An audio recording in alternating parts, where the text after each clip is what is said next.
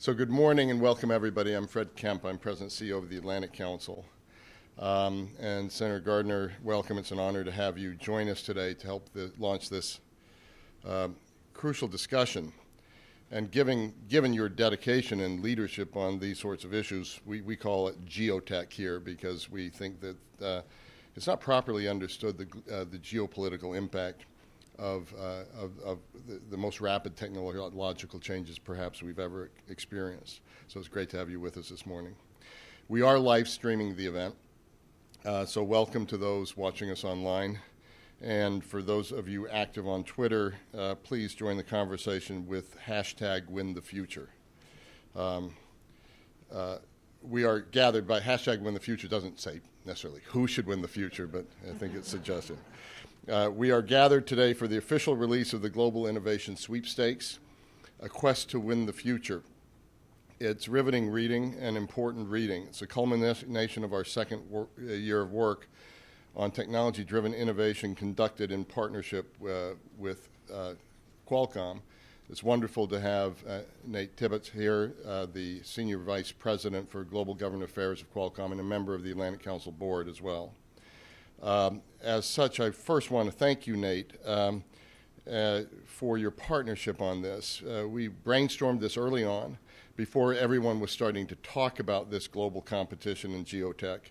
And I think by first looking at the domestic piece of it and then the international piece of it, we've really put together a two-volume piece of work that's quite important.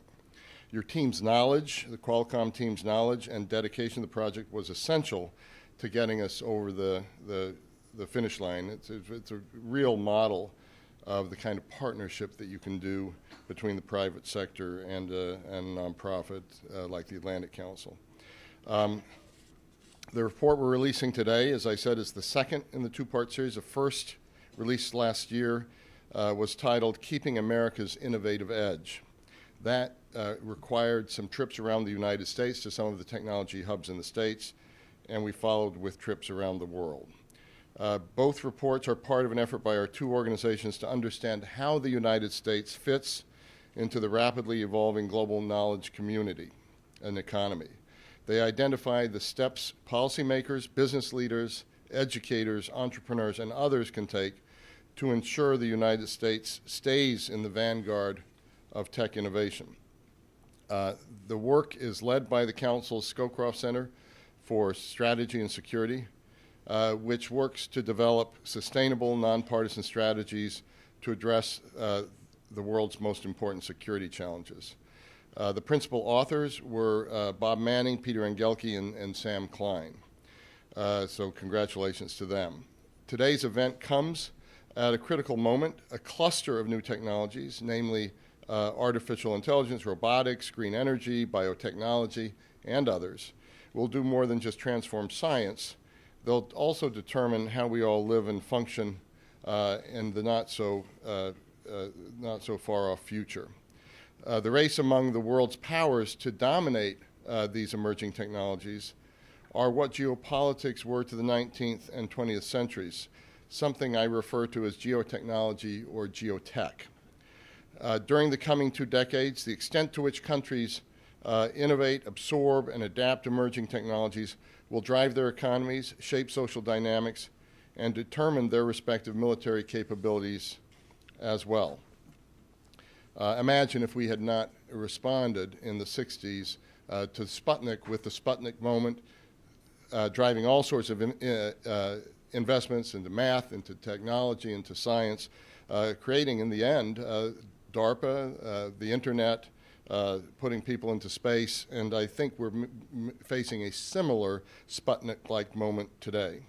And while the United States is still the world's innovation powerhouse, the country cannot be placed on autopilot if it hopes to stay on top. Today, the world has many innovative places, countries and cities, that are in a fierce competition for global leadership. And it's for that reason that we embarked on a tour of technology centers around the world to find out which ones are at the forefront and which may be at the risk of falling behind. We couldn't travel everywhere, but we did go to China, Japan, South Korea, Singapore, Mexico, the United Arab Emirates, Israel, Sweden, and France.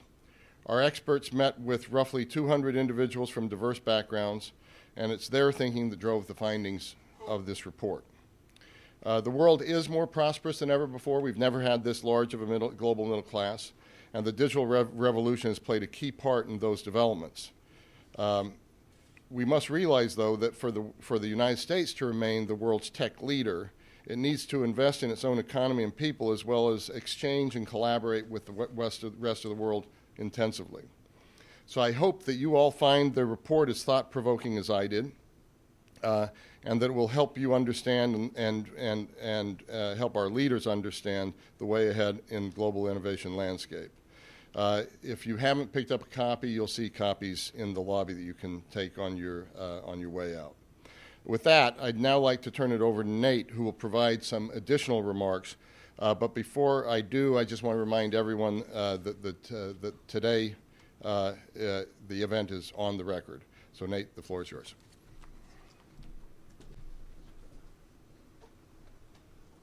Morning, everybody. Thanks, Fred. And thanks really to the Atlantic Council for convening this event to discuss what's important about today's technology trends. I'd like to thank our group of esteemed experts for joining us and contributing to this important discussion. Innovation is more critical today than it's ever been. And at Qualcomm, our inventors have created and continue to create much of the technology that underpins the always-on, always-connected mobile ecosystem. We're driving the research and development of 5G to deliver the next technology transformation that will positively impact people's lives and livelihoods. That's one of the reasons that Qualcomm supports the research that went into the Global Innovation Sweepstakes report. And while we don't necessarily agree with all of the findings of the report, we think it's a critically important discussion to have. That's why you have independent think tanks. As an innovation-driven company, Qualcomm is always looking to learn about how emerging technologies are changing the global landscape. Tech innovation requires substantial investment. At Qualcomm, we reinvest 20% of our revenue back into R&D every year, and we see value in stopping and looking at how others around the world are approaching, developing, and using technologies. As Fred mentioned, this is a critical moment in time as a class of new technologies such as AI, robotics, machine learning, green energy, and IoT, and more are not just transforming science, but transforming the way we function and live our lives each day. The report and experts speaking here today will raise, and we hope answer, questions about innovation at technology hubs around the world, how those hubs compare to each other, and how technology innovation will continue to shape our collective future. We have a great group here today, and I hope for a lively discussion. It's my great pleasure to introduce our keynote speaker, Senator Cory Gardner. He's a fifth-generation Coloradan from Yuma, a small town on the eastern plain of Colorado, where his family has owned a farm equipment dealership for over a century.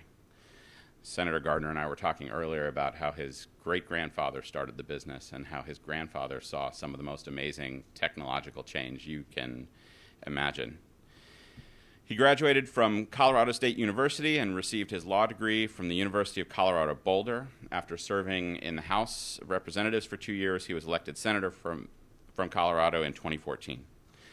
The senator is dedicated to a renewed focus on America's investment in advancing technologies, strengthening America's tech workforce, improving communications networks, and is also laser focused on our current immigration challenges, which we're grateful for. He also supports research and development across the private sector and federal government to ensure that America remains competitive. Please join me in welcoming Senator Cory Gardner.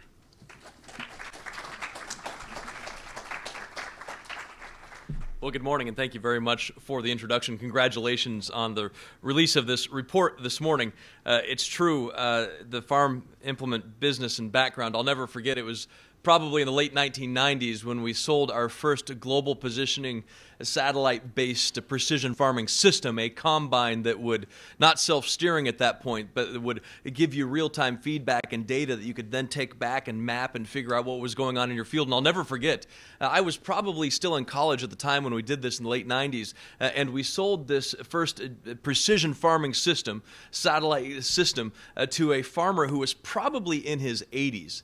And I remember thinking, oh oh boy, we don't know how to run this equipment, this technology. This is all new to us. How is this gentleman going to be able to do this? So we bought a duplicate system so that we could have it in the dealership. So right in the middle of harvest, which is always around the 4th of July, so we're coming up on this. And in wheat harvest, you're farming 24 hours a day for 3-4 days just to get the crop out of the field before the hailstorm comes and it takes care of it by nature. And so we thought we'd have this technology in the office, and it was the old running on the old, what were the old PIN data cards, the PCM CIA cards, is that what they were called? So it was running on one of those systems in the cab of a combine, this satellite GPS system, and sure enough, he comes into the office right in the middle of wheat harvest and says, this thing's not working. I paid $150,000 and it's not working. How do we make this work? And I thought, oh boy. So we took the card, put it into the reader, tried to figure out how to download it. I'm sitting there at the front of this computer trying to do everything I can to make it work. And lo and behold, this guy just comes up to me finally. He pushes me out of the way. He says, oh, you know what? I got this. I think I know how to do this. So this 80-year-old man comes up and he starts typing into the computer, fixes things, and pretty soon the data just starts downloading. The map shows up. Everything is there. And I said, how did you do that? And he said, I used to work at Radio Shack in the 1950s. So that is my experience with technology. But I want to thank the Atlantic Council for the opportunity to be here with you today, to Qualcomm for the partnership on this report, highlighting the importance of U.S. leadership in global innovation. We're truly lucky to live in a country that values entrepreneurship and ingenuity over complacency and ideas that are past their time. A country that rewards dreamers and doers over those who are too content with an unsatisfactory status quo. A country that endlessly looks to the horizon and pursues what others tell us cannot be done. Indeed, the United States has a history of lifting pragmatists and problem solvers. We're builders, dreamers, and innovators with diverse backgrounds, but a unique zeal to get things done. That commitment to collaboration and advancements is what keeps us as the world's innovation leader. And it's too important that it's so important because of that leadership that Congress pursue policies that keep us in that leadership role. For example, it's critical that the U.S. remain at the forefront of telecommunications innovation, helping us shape the global telecommunications agenda, ensuring that we win the race to 5G. Spectrum is the lifeblood of much of what allows our daily digital lives to flourish. Our wireless phones, our satellites, our Wi-Fi devices, that combine, and all other wireless technologies cannot operate without reliable access to more and more spectrum. But we're facing a spectrum crunch here in the United States, especially in our urban corridors. Higher population densities and increased demand on networks from services like streaming videos, driving private sector demand for more and more spectrum. At the same time, though, many of our rural areas are lacking adequate broadband service, and readily available swaths of spectrum go unused. I know this firsthand growing up in that little tiny town. If you haven't heard of this tiny town, it's just a place on the map where the weatherman keeps his back to during the news reports. We have 5 bars in our town. It's just not on our phone. This 3-pronged problem, though, the need to remain internationally competitive, an urban spectrum crunch, and the lingering technological divide in rural America is why I introduced the Airwaves Act along with my colleague Maggie Hassan from New Hampshire. We saw what happened with the loss of economic opportunities, technology development, and more when the Japanese beat us in the race to 3G. The Airwaves Act is a forward-looking bill that would help the U.S. beat competitors like South Korea and Japan in the race to 5G. The series of auctions in the bill would provide users of both licensed and unlicensed spectrum greater opportunities for expansion and innovation, helping to alleviate the spectrum crunch. And by reserving 10% of the proceeds of the auction for rural broadband build-out, we help to narrow that digital divide. Legislation like the Airwaves Act encourages companies to propose creative solutions to challenges and keeps the federal government committed to considering how to bolster greater innovation. And at places like the Institute for Telecommunications Services in Boulder, Colorado, the federal government pursues cutting-edge research to further that innovation. And I believe Boulder was one of the stops that you made on the tour. We also must focus on how to fund more federal research. Long championed, and we must continue to champion, substantial increases in funding for places like organizations like the National Science Foundation and the National Institute of Standards and Technology, the National Renewable Energy Laboratory. And I worked with my colleague, Senator Gary Peters of Michigan, to pass the American Innovation and Competitiveness Act. Many people in the room were a part of that legislation. This act put into law further U.S. research and development opportunities and helped refine our enterprises. But we still have more work to do. It's true that major corporations in the United States invest billions of dollars annually in research and development. And according to Dr. Kelvin Drogemeyer, past vice chair of the National Science Board, the private sector funds approximately 2/3 and performs approximately 3/4 of research and development in the United States. Those investors and companies, some of whom are in this room, deserve our sincere appreciation for believing in the future and the importance of innovation. But there are instances in which the private sector, private investment alone, doesn't make either economic sense or for businesses, or it's in itself going to be insufficient to generate major breakthroughs. Despite funding a significant portion of research and development, R&D, in the United States, the private sector spends most of that money on the development side, leaving the federal government to put more money toward the most uncertain research aspects. And as to my colleagues who believe that private corporations will pick up the remaining part of science research if we just leave the field to them, I would encourage them to start speaking and learning Mandarin. Sometimes those research dollars fail to materialize into new innovation. Sometimes those federal dollars result in innovations that revolutionize the world. For example, the algorithm behind Google's search engine and the glass screen on your iPhone were first developed using federal research dollars.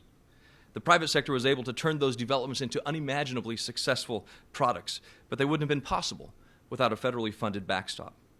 The private sector and federal government are not simply focused on domestic opportunities for advancing U.S. innovation, research, and development. We also face increasing competition from abroad that threatens to topple the United States from its spot as the world leader in R&D. Developing countries like China and India are pouring increasingly large sums of government money into their nation's respective R&D programs and initiatives. According to the National Science Board's 2018 Science and Engineering Indicators Report, China spends more than $400 billion annually on research and development, making them the second largest country investor in R&D behind the United States. And China is on track to eclipse the United States. It's on track to eclipse the entire European Union as well in terms of R&D spending. Since 2000, China has surpassed France, Germany, and Japan in total annual domestic investments in R&D. At this pace, China is expected to surpass the United States in the near future, knocking us from the #1 spot. Between 2000 and 2015, the United States experienced just over 4% in annual growth of domestic R&D expenditures. Over that same time period, China facilitated more than 18% average annual growth in domestic R&D expenditures. We must, as a country, do better.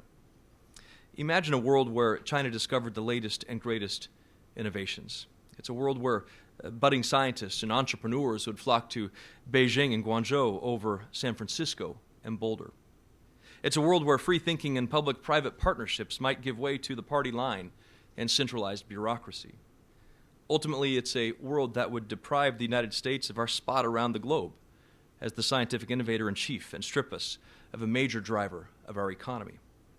I was recently flying into Jordan. I was flying over Jordan and Amman. It was dusk. And I'll never forget, as I was looking down and recognizing and thinking about the challenges that we face in the Middle East and around the globe, what U.S. leadership means to those challenges. I couldn't help but think about what I was seeing on the ground. Below us were hundreds of cars, thousands of cars, illuminating the highway, homes and businesses that were lit by lights that were born in the American laboratories of Thomas Edison decades ago. Winding through the crowded streets of Amman, cars were built in factories that descended from Henry Ford's American assembly lines that transported passengers across the city. And finally, I was viewing this entire scene from the comfort of a plane flying hundreds of miles an hour through the sky whose ancestors flew briefly at Kitty Hawk, North Carolina, under the direction of Wilbur and Orville Wright. Consider that simple moment and these three seemingly mundane, everyday items: lights, cars, and a plane. The United States helped develop those innovations, spread them to the world, and improved our global standard of living in doing so. And it helped fuel the American economy, allowing us to further innovate and continue this cycle of innovation. A critical component of staying competitive and continuing this cycle is ensuring that we have an adequate workforce to tackle the challenges before us today and for the next generation. That's why I introduced the Chance and Tech Act to enhance apprenticeship opportunities in the technology space. This bill looks to leverage public-private partnership to help fill skills gaps through apprenticeships. Technology companies increasingly need to hire someone with specific training, but not necessarily a college degree. This bill will open apprenticeships to high school students and undergraduates, as well as to ensure that we have a continuous pipeline of talent in the United States. In my home state of Colorado, we have thousands of cybersecurity technology-related job openings, about 13,000 of them, in fact, and few qualified prospective job applicants to fill them. Providing a stronger apprenticeship approach would help drive more individuals into the technology sector and benefit American innovation. And lastly, we must assure that our quest to fuel greater innovation here in the United States, that while we do that, we do not forget about a commitment to security. Now more than ever, our economic and political adversaries wish to infiltrate our networks, steal our patents, and otherwise disrupt the American communications landscape and the American economy. I've supported efforts to push back on foreign entities and governments that wish to intrude into these network systems using devices and other technologies. Supported legislation with my Democrat counterpart from Virginia, Senator Mark Warner, to put in basic baseline standards for Internet of Things devices that the federal government procures. A commitment to security does not need to come at the expense of new innovations. In fact, there are many instances in which they go hand in hand. And it should not require that U.S. withdraw from our trade relationships around the globe or discourage the establishment of new ones. But it will take continued cooperation between industry and government to tackle these challenges, and I look forward to continuing to play a role in those efforts. At its core, the United States is tied closely to innovation. It's who we are. Our nation's very founding was an innovative approach to government. Many scoffed at the notion of throwing off the yoke of a foreign ruler and starting a country steeped in the ideals of freedom. But we succeeded. And that daring American character has withstood centuries, and our values have spread across the globe. But we must continue to play this critical and unique role on the world stage. The dreamers, the believers, the big ideas, the innovators, and the doers. Every generation faces its firsts. Many of us can remember around the first time that we had our very first email address. Some of us can remember the first time that they were able to change the flashing 12 on their VCR. I told a group of high school students that one day, and they said, "What's a VCR?" My granddad can remember the first time he had pizza in New York Harbor returning from World War II. Our challenge today is to make sure that the next generation knows that whatever their first discovery is of a breakthrough technology will have the transformative power that has made this country great, that has allowed us to build on great ideas and great nations to help great people around the globe. And that's what we have to do. And as you reach out today and at this report and talk about ways that the world is changing as perhaps at a speed we've never seen before, recognize, though, that this first, is perhaps the greatest opportunity humanity has ever known. But we just have to get it right. And we have to have a policy and government that will be a partner in that technology. Thanks very much for the opportunity to be with you today. Thank you.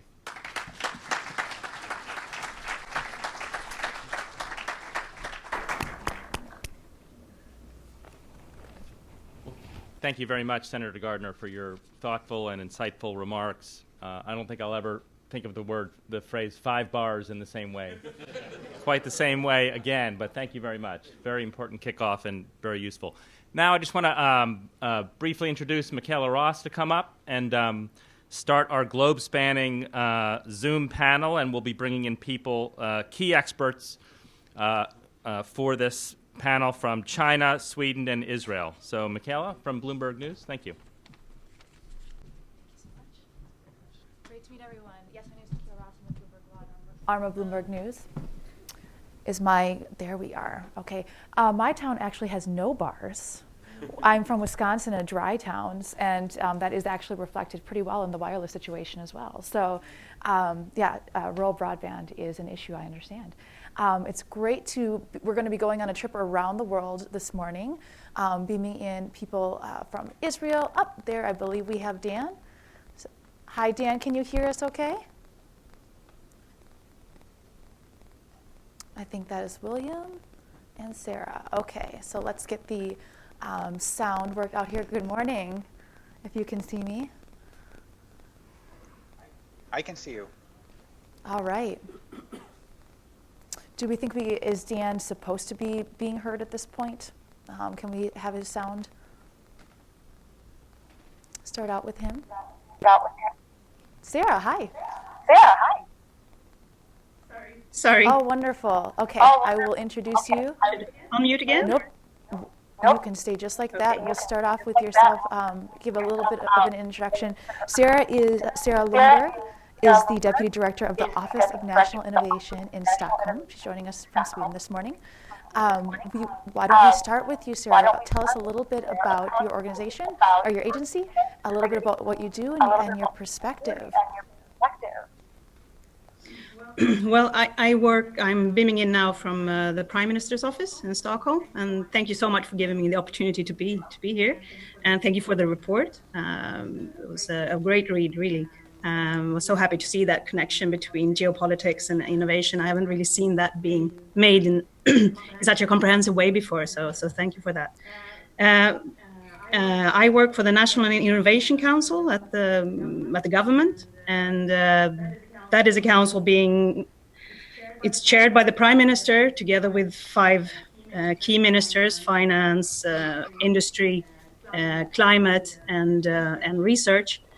And we sit together with experts from academia and industry and private sector startups regularly to discuss how we can improve innovation in Sweden, basically. And we try to do that on a cross-sectoral way. For us, we look at innovation as through the Oslo Manual in the OECD.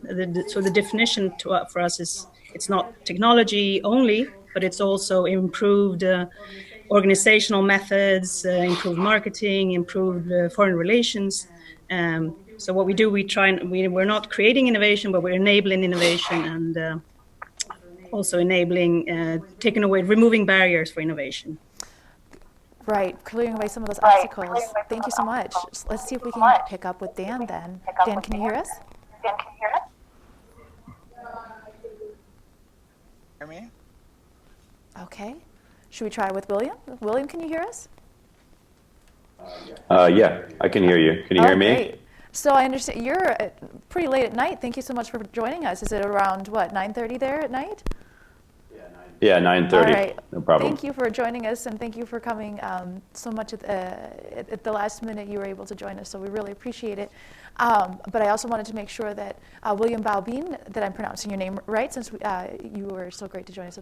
That's right. Great. And you are at the Tech Innovator China Accelerator, correct? Sure. Yeah, we're SOSV.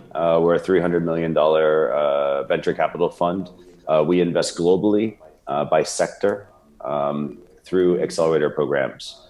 So we're a U.S. fund, although we're spread around the world. And we started the first accelerator program and investment platform in Asia, the first one in China.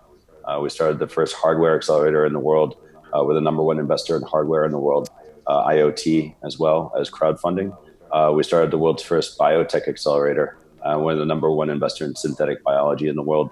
And then finally in New York, FoodX, we started the world's first food tech and agriculture tech accelerator in the world. So last year we invested in 167 companies around the world and 700 companies in the portfolio. So we're the #4 most active seed investor in the world. And that's SOSV, correct? Globally, you're speaking of, not just in Shanghai where you're at? Yeah, not just in Shanghai. So what China Accelerator does is we help companies from around the world enter China, and we help Chinese companies go global. So the world's increasingly global. Unfortunately, capital is generally very much local. We're trying to help companies expand global. So we work with slightly later stage companies, and we help them expand cross-border. Great. Thank you so much for telling us that information. And then let's try again with Dan for an intro. I can hear you. Oh, he's giving us a thumbs up. I can hear you. Dan, can you tell us a little bit about MindUp? Dan is the CEO of MindUp, which is a digital health incubator as well, coming to us from Haifa this morning. Yes. Can you hear me? Oh, it's pretty low. Let's see if we can get a sound up. Can you hear me now? Do it again. Yeah. Yeah. Yeah, can you hear me? Okay, let's see. Can you keep going up in any volume? I'm trying to scream. Can we do anything on our end? Can you hear me now? We're as loud as we can go. Can you hear me? Okay. It's up to you, Dan. Yeah. Okay, I will scream as loud as I can. Oh, great. Yes, tell us a little bit So about hi, MindUp. Sure. So MindUp is actually an incubator. We won a competitive tender that was published by the government, by the Israeli government, the Israel Innovation Authority, to run this incubator. For this tender, we put together a joint venture of 4 entities, 3 business partners, one of them being Medtronic, the largest medical device company in the world. The other partner is IBM. The third partner is the largest VC in Israel called Pitango. And the fourth partner is a governmental hospital Yeah, based Dan? here in Israel. Could you Yeah. try this again when you're moving up your microphone? That might be a little bit better. Yeah. How about this one? Yeah. Is it better? Okay. Okay. Feel free to start over. So I'll try to eat the microphone. Oh, wonderful. Okay. So MindUp is a joint venture of 4 entities, 3 business partners, Medtronic being one of them. Medtronic today is the largest medical device company in the world. The second partner or the second shareholders in MindUp is IBM. The third one is Pitango, which is the largest VC in Israel. And the fourth partner is Rambam, which is a local hospital here in Israel. We were established about 2 years ago after winning a competitive tender that was published by the Israel Innovation Authority, basically by the government. And we invest in very early stage startups in the field of digital health. And I guess that we'll talk a little bit more about the model later on, or if you want me to talk about it now. Please go ahead. Yeah, tell us more about the model. Okay, so the idea is that we are doing the screening, and we've decided whether we want to invest in a specific company. Then we also need to get the approval of the government, basically. We invest in very early stage companies, so typically we are the first money that they see, kind of seed, pre-seed investment. Every company that we bring in will come here for 2 years. They will work on a pre-approved budget of about $750,000 US. Can you hear me well? Because I'm not sure if I'm okay. Yep, you're So much they are improved. working. Nope, we're good. Thank you, Dan. Okay. So they are working on for 2 years. They are coming. They are working physically from our office. We provide them, other than the office space, also a lot of administrative support, logistic support, all the legal services, everything that they need to do in order to focus on the development of their company. And the other thing that we provide, we're very involved in providing mentorship. We're basically part of this startup. As you can imagine, with $700,000 US for 2 years, you cannot employ more than 2 or 3 people. So we are very active investors, if you call. Regarding this funds or the budget that each company is working with, is 85% of that comes from the Israeli government, and it comes in the form of a grant. And this is a grant that converts into a loan only if the company is successful. So only when the company hits revenue, they need to start paying royalties. But if the company failed, then the government will not see its money back.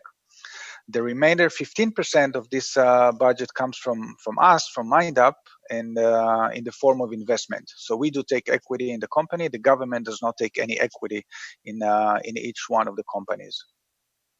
So let's take a little bit let's go backwards then, and talk a little bit about what makes each of your cities and countries where you're at so special in the mindset of innovation, and what sets it apart. So Dan, for example, Haifa has a lot of big tech players, Google, IBM you'd mentioned, Microsoft. There's a lot of larger companies in the space, but you're focusing on the startups. Tell us a little bit about that dynamic of how the city has grown its startup investment. And we understand, for example, Israel's their R&D investment is one of the highest per capita is the highest per capita in the world, 4.3%. What other assets does the city and the country have for innovation? Yeah. Yes, I think that one of the interesting things about Israel, and probably we can talk about Israel more than we talk about the city of Haifa. Israel is a small country, but kind of one of the or few of the things that are very interesting in Israel that creates this innovation One of them, obviously, and we talked a little bit about that, is the government involvement and the fact that the government of Israel decided to invest many funds in different ways and in different programs to induce and to incentivize entrepreneurs to start their own business and to develop new technologies. But one of the other things that is unique to Israel that happens, that contributes a lot, is actually the military systems and the technologies coming from the Israel Defense Forces and the military industries. And the military industries that contribute a lot of knowledge and experience, whether it's image analysis, computer vision, communication systems, cybersecurity, data analysis, many of kind of different disciplines that are very useful and very well developed in the IDF and in the military industries. And there's a flow of expertise and experience that gained in the military to the industry, to our industry, to the life science industry, also to other industries here also, as well. So this is kind of one of the things that is very helpful and provide a lot of new talent to the Israeli ecosystem.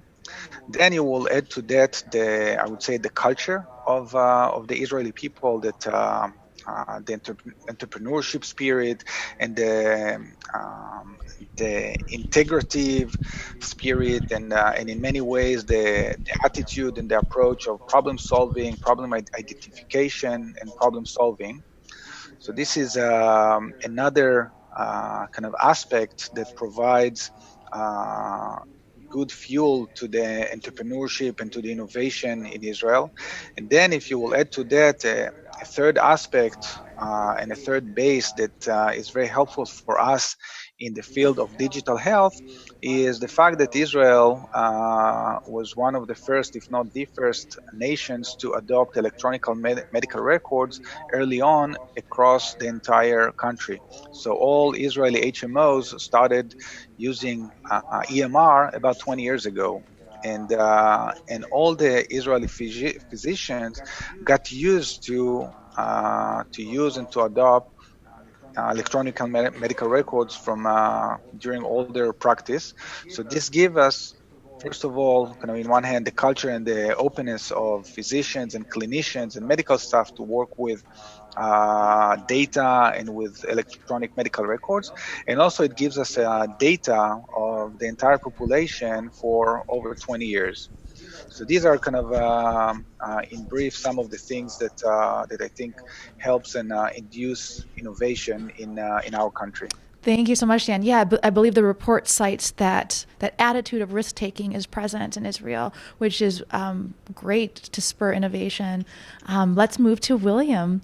William, a lot is going on in Shanghai and in China in general. From 2006 to 2016, the report cites that venture capital in the country grew 3,000%, and that's been particularly intense in the last 5 years or so, and that there are over 1,000 firms, VC firms, with at least $100 million funds. So besides some of these top-level statistics, if we convince the inner entrepreneurs and all of us sitting here why we should come to Shanghai, why that atmosphere has been fostering innovation.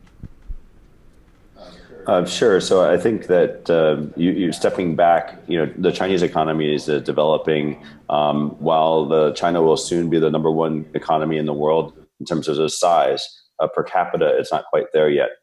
So in the past, China spent a huge amount of money on infrastructure. There's no more trains or railroads to be built.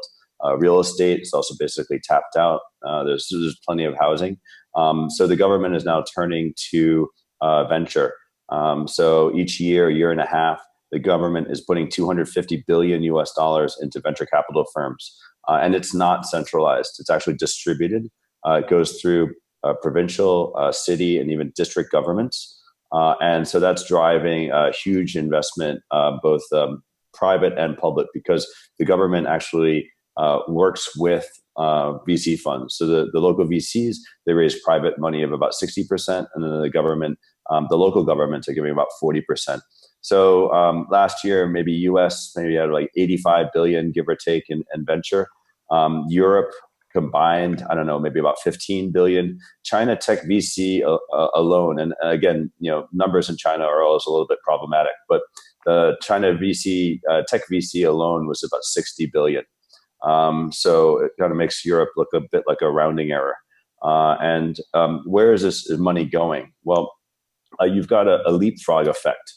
So where you don't have a lot of entrenched players, when you don't have like 100 years of retail history, things tend to move quite quickly. So you've got over 25% in some sectors online commerce versus the U.S., which is perhaps half that. So if you look at Facebook, for example, their business plan and their product plan for the last 2 years has been a copy of a Chinese company called Tencent and their WeChat product. So you might not see the WeChat product in the US, but the WeChat product has over 1 billion active users. And you can use it to buy a car, a taxi. You can use it to buy just about anything you want. You can get loans on it. And it also credit scores you, which might feel a little bit creepy in North America. But if you're in China or even Southeast Asia or South America, the access to consumer credit is interesting. So I think the problem that people in Western Europe and North America face is that they're building products that solve the problems in North America and Western Europe, and where the growth is in the mobile first, mobile only markets. So the next 4 billion users, what we used to call in the US rest of world. Well, that's where the action is, and pretty much hands down, you see Chinese companies, not necessarily the government, but the Chinese companies out-competing the West in these markets. I'd say the last thing is that while the US and Western Europe, especially the US, is ahead in areas like artificial intelligence and machine learning, most of that technology ends up being stuck in the academy. It's stuck in the universities. Whereas in China, the market is so much more competitive than the US, that people are implementing AI much more rapidly than in the West. So where the technology might not be as good, but because it's being implemented in the real world, people are using data, and access to data is a lot more open or a lot more available than in the US because of less concerns over privacy here. Then you get this kind of leapfrog effect, and that's what we're seeing. So since I started covering the China internet space in 2005, the total available market, the total market cap was about $3 billion. That's now $3 trillion in market cap. So maybe 3 out of the top 5, 6, 7 companies in the world on the tech side. This should be an interesting battle that doesn't necessarily play out in Europe or the US, but will be playing out in Southeast Asia, South Asia, Africa, South America, Latin America.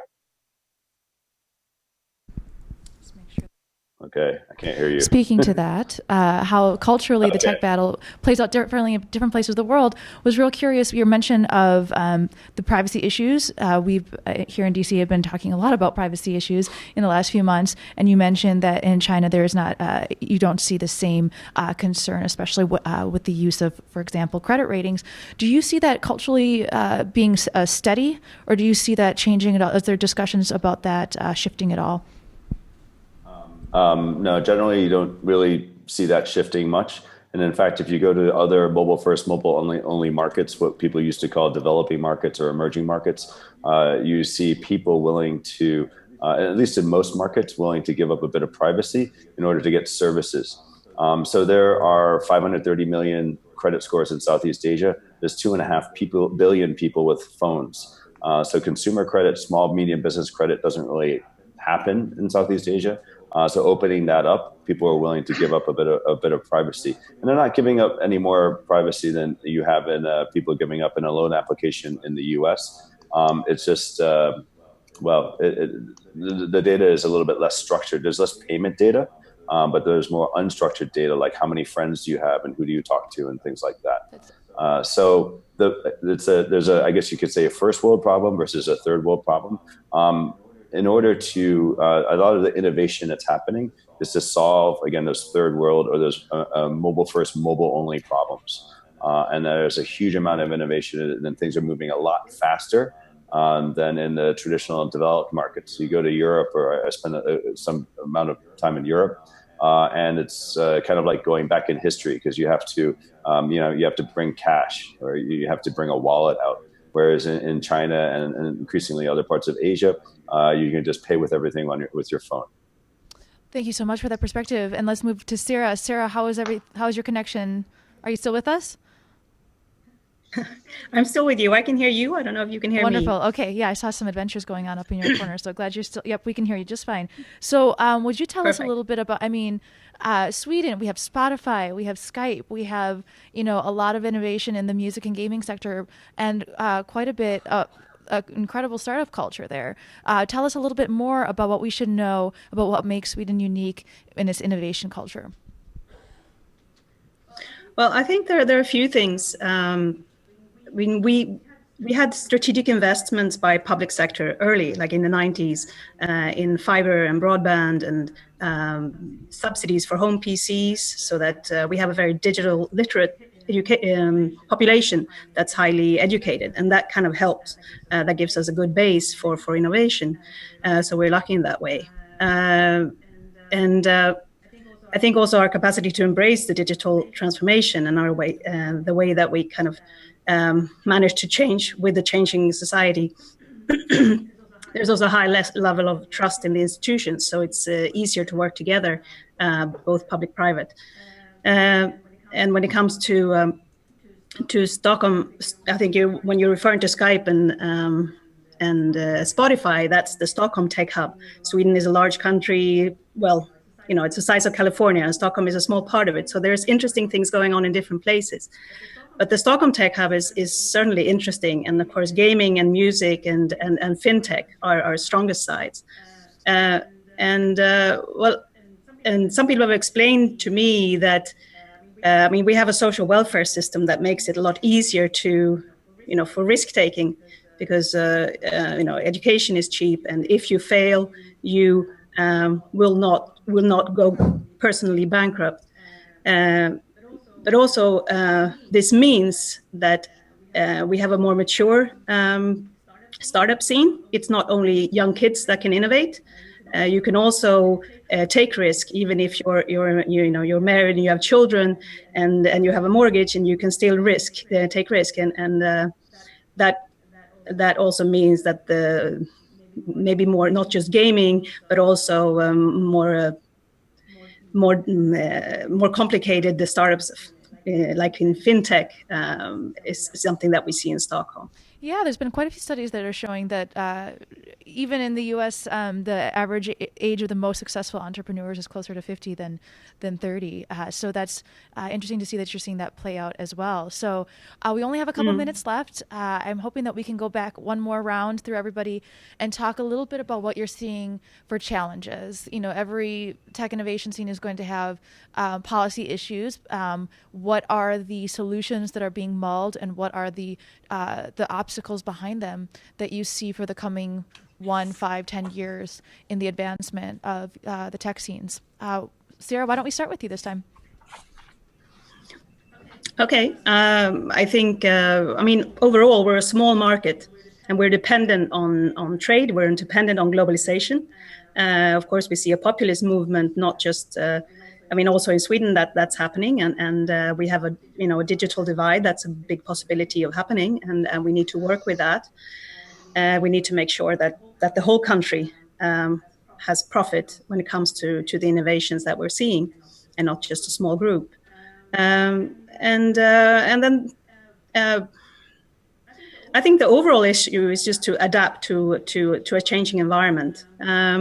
And I think that's something that we need to continuously focus on, seeing what's changing and adapting our society. And that means lifelong learning, for instance. We need to make sure that we train everyone, and not just in the beginning of their careers, but throughout their lives. And they need to be able to change profession during their lifetime. And we also need to work with innovation when it comes to climate and when it comes to gender, to find solutions for global challenges.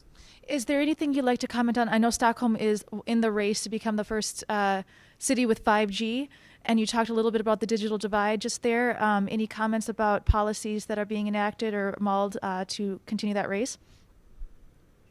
Well, we just had a declaration made by all the Nordic ministers at the Nordic Ministerial Council a couple of weeks ago to make the whole Nordic region a testbed for 5G. That's right, something that Bloomberg Law is following in their coverage as well. All right, let's move back to William.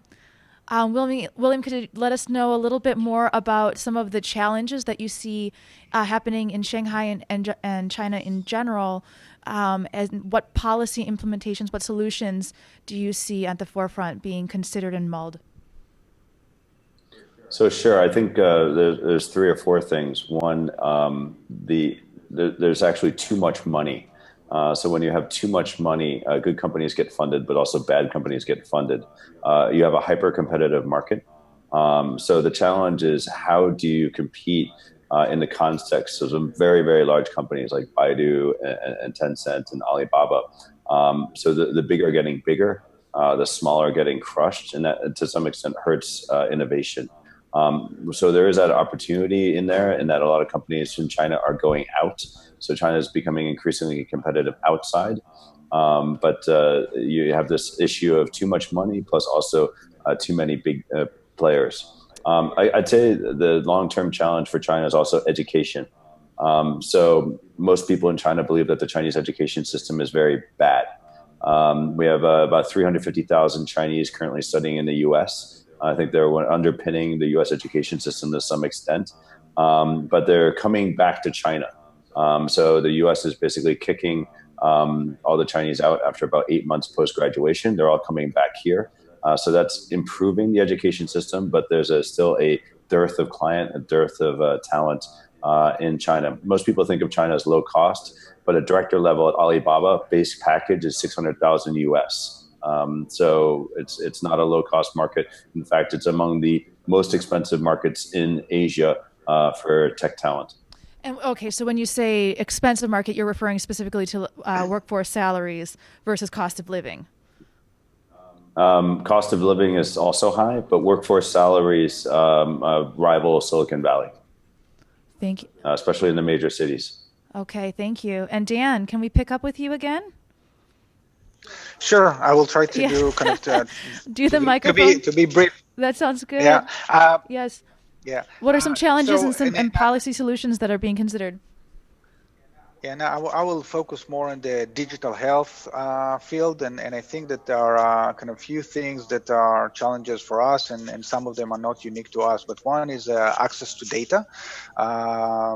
In many cases, to develop good solutions, we need access to data, patient data, and I'm putting aside all the privacy issue and security issue, which is kind of one thing that we're dealing with it all over the world, and especially with the new GDPR kind of rules in Europe and soon in the US.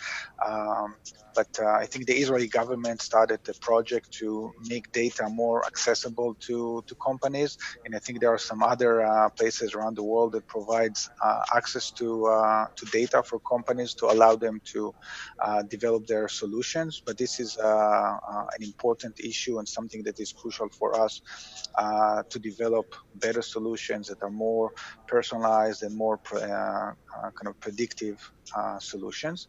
The other thing that I would say that very relevant to Israel is the access to the big markets. And Israel, obviously. Could you say that again, Dan? You said that in Israel, what the issue is?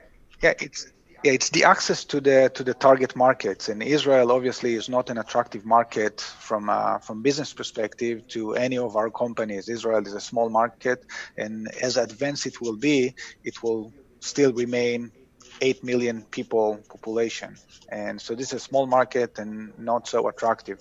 So all the companies are looking to go global, be it to the US, be it to China, be it to other places, and the distance from these markets and the access, the very often we need a physical presence in this market to be successful, and these are kind of gaps that we need to close. In the past, I would say that many, especially medical device companies, thought that their business model will be to develop their solution, maybe to go through the regulatory approval process, and then to sell or to exit the company. Very often because lack of funds. I think now there are more Israelis that realize that, first of all, they need to be physically in the markets, and they have the ambition to establish companies that will remain and become bigger companies, and not only exit the companies. So looking for ways to grow the business and to expand. And this is something that also the Israeli government kind of started to realize and to dedicate some funds to provide support not only to the seed stage companies, but also to the growth stage. So these are kind of, I would say, the two issues that are important for us and crucial for us to grow the industry from Israel and to continue to foster innovation in Israel. In other words, the government has no control over moving the physical location of the country. So you're looking at ways to expand the market, ways to access markets outside geographically through other investments. Exactly, and to fund it, exactly. Funding. All right. Well, thank you all so much. That's wrapping up our time. We really appreciate you dialing in from around the world and taking this time with us. And thank you for being patient with all of our technicals too as well. So we'll wish you all the best. Thank you. Thank you.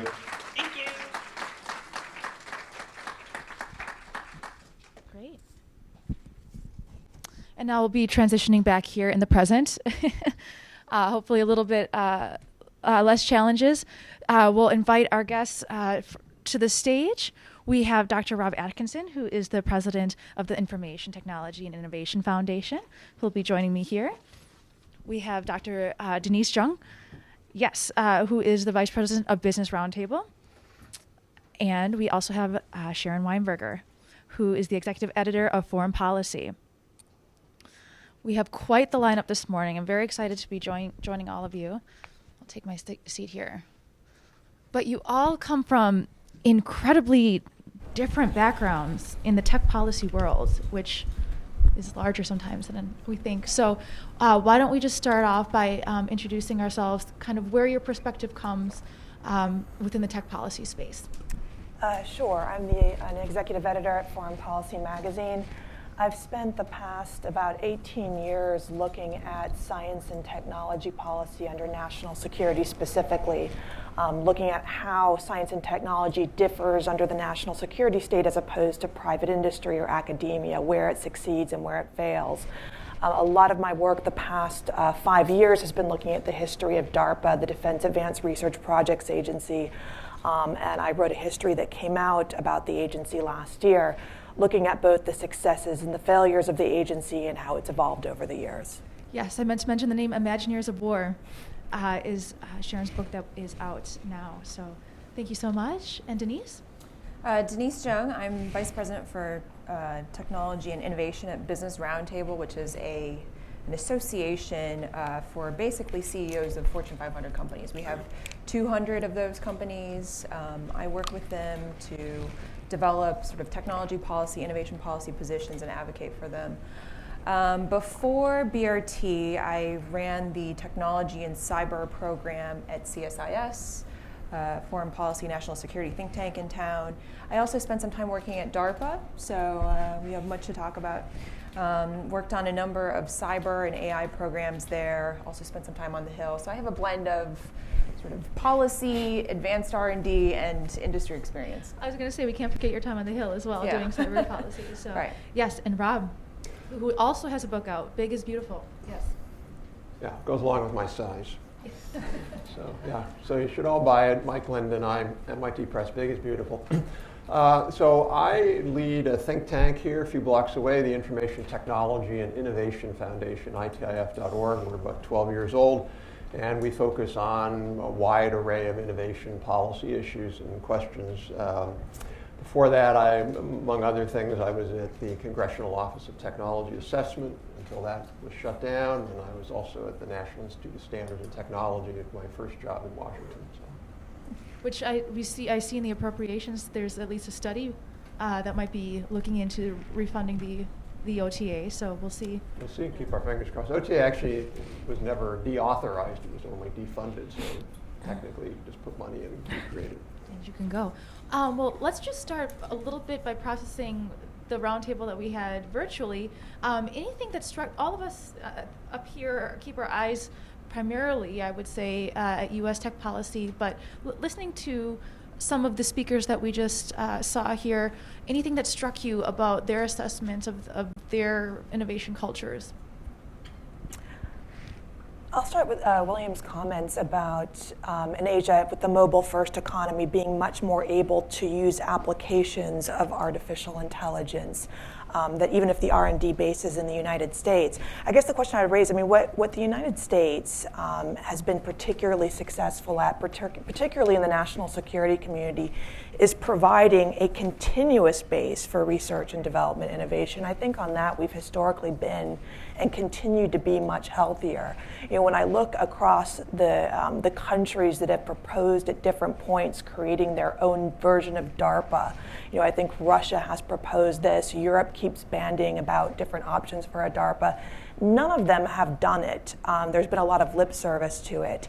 None of them have truly created the types of R&D institutions that we have within government that continues to foster these innovations that come about. So in that respect, I still think that we're in a much better place. I was also struck by his comments about, I guess, the copycat issue, except it was reversed, right? I mean, that was really interesting. He said that Facebook and their product development plans going forward are essentially copying the WeChat model. And you know, on the record, Facebook is not a member of BRT. But when I think about you know, innovation generally, it's Chinese companies copying American products, and even you know what DARPA is doing. I remember when I was working there. Basically, we assumed that the Chinese would come up with a mirror image of whatever programs that we had conceived of and were developing, but just on, you know, maybe a year or two behind, taking a lot of the concepts and ideas that we were coming up with. But maybe that's a unique example there with WeChat. I think China is really innovating in the mobile space. So I thought that was a really interesting comment. It was interesting, especially coming from my perspective. I hear other, U.S. companies say, "Well, Facebook took this or that," and then of course, we could just say that it's Facebook. It's Facebook season that everyone has a dig for them at this point. So, Rob, anything that struck you? Well, I mean, I think a couple of things. One is all three countries are hungry. There's that famous TV ad from the 70s or whatever. We're Avis, we're number 2, and we try harder. I think the problem is where it hurts. We're number 1. We're always number 1. We're always going to be number 1. Part of the problem we have is we're big, so it looks like we're doing a lot. Actually, we're funding federal R&D at a rate, as a share of GDP, lower than what we did before Sputnik. So, I mean, hardly anybody even knows this, although you just go to the NSF data and you look at that. Senator Gardner alluded to that. All three of those countries, 2 of them are way ahead of us, and 1 of them is trying to get there as fast as possible in terms of funding R&D. I disagree a little bit also with the models. All 3 of those countries have, we've done a report on this, essentially what are called National Innovation Foundations, so essentially NSFs for innovation. We don't. We fund mission-oriented research largely, and we hope something happens, and then we fund basic research, and we hope that nobody else reads the scholarly journal articles around the world and takes the knowledge. The other thing I thought was interesting about those is all 3 of those countries have, I think, a little sense of sort of, if we don't do something, we're going to get left behind. Sweden, because they're so small and they're so far north. Israel, because they're surrounded by enemies. And China, because they want to become the global hegemon. There's a recent book by Mark Taylor at Georgia Tech called The Politics of Innovation. We just did an event with Mark a week and a half ago. It's on our website. And Mark studied why are countries able to sort of leapfrog on innovation? What's behind all of that? And it turns out the sort of single biggest thing was a sense of paranoia. A sense of you just got to do it, and everybody comes together. And I feel like we're no longer paranoid. We're sort of, kind of sitting back. And the last thing I thought was interesting, and they all alluded to this, or a number, is a lot of innovation happens because you bring parties together. And so, for example, health data, the Nordics are way ahead of us on health IT innovation, as are the Israelis. You look at the Chinese on mobile payments, that didn't happen. Japanese are ahead of us on mobile payments. That didn't just happen. That was a coordinated strategy. And we sort of have this view that we're going to leave it up to our companies solely, and that there's no role for sort of this helping to create these platforms or this data around the platform. So I think there's a lot we can learn from each of these countries, and I'm glad the report highlighted those. So you do see a role for government in helping to form these platforms? Well, the difference between forming the platforms and if you look at health data, for example, both Microsoft and Google had a health data platform, and they both shut them down. Maybe Google's back. Why did they shut them down? Nobody had a health record. Nobody in the country had an electronic health record. And the doctors didn't have their data in electronic health formats, and everything was balkanized. You go to Sweden. Why did Sweden do that? Because Sweden, the speaker in the Prime Minister's office alluded to this.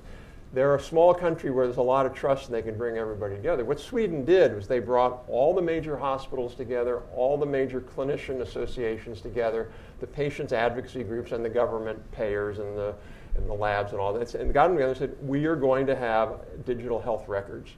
And now they do. 90% or plus of Swedish, maybe now it's 100%, have a digital health record. How many here, by the way, have a digital health record that is a real digital health record that puts everything together? Could you talk to me afterwards? Because I'd love to be able to figure that out. We're so far behind on that. And that is going to ripple through in so many others. We don't have that. And so look at that healthcare company, and where is it? It's in Israel. Why is it in Israel? Because even though he said there's data problems there, they have a national health IT system, and they can then use that as an entrepreneurial platform. It's very hard for us to do that in the US in some of these spaces. Mobile payments is another area where I think another area is you look at things like intelligent transportation systems. Other countries are way ahead of us on intelligent transportation systems, and that's going to affect, for example, Japan's ahead of us, and that's why Toyota is doing really, really well on integrating intelligent transportation systems into the vehicle, because the entire country of Japan is a test bed. So we have this view that, well, we'll just let our companies do their thing. But a lot of being able to do their thing are these collective resources. And government access to government data, for example. Your point about paranoia. I was going to save that question for last, but let's talk about it. Let's talk about the Sputnik moment that we were talking about earlier. Do you, Sharon and Denise, do you agree? Let's start, Denise.